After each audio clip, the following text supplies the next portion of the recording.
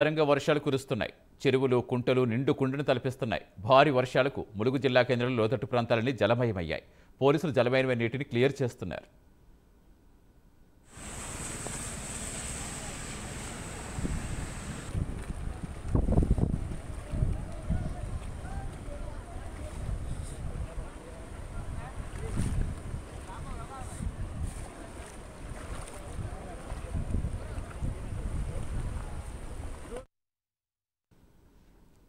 అంబేద్కర్ కోనసీమ జిల్లాలో వరద ఉధృతి పెరుగుతోంది.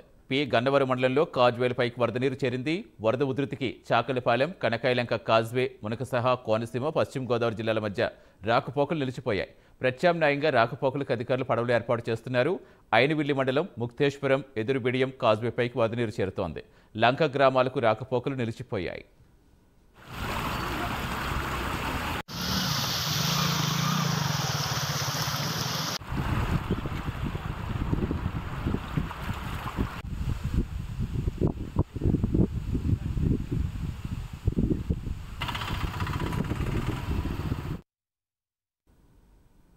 కుంటాల పొచ్చల జలపాతాలు పరవళ్లు తొక్కుతున్నాయి. ఆదిలాబాద్ జిల్లాలో ప్రముఖ పర్యాటక కేంద్రం కుంటాల జలపాతానికి భారీగా వరద నీరు చేరడంతో జలకళ సంతరించుకుంది.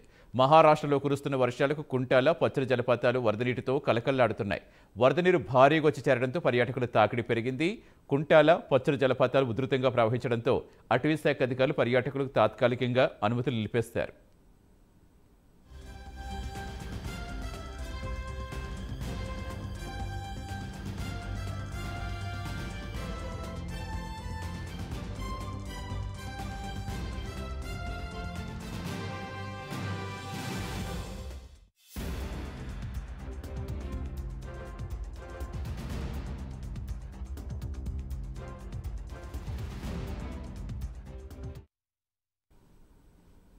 గోదావరికి వరద ఉధృతి భారీగా పెరుగుతోంది. ములుగు జిల్లా తుపాకులగూడెం సమ్మక్క సాగర్ ఇన్ఫ్లో అవుట్ఫ్లో 8,01,180 క్యూసెక్కులుగా ఉంది.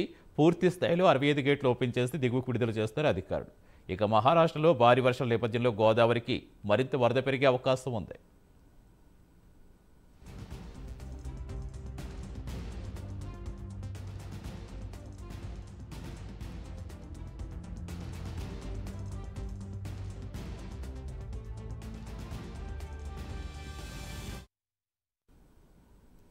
Mangalagiri CK convention centre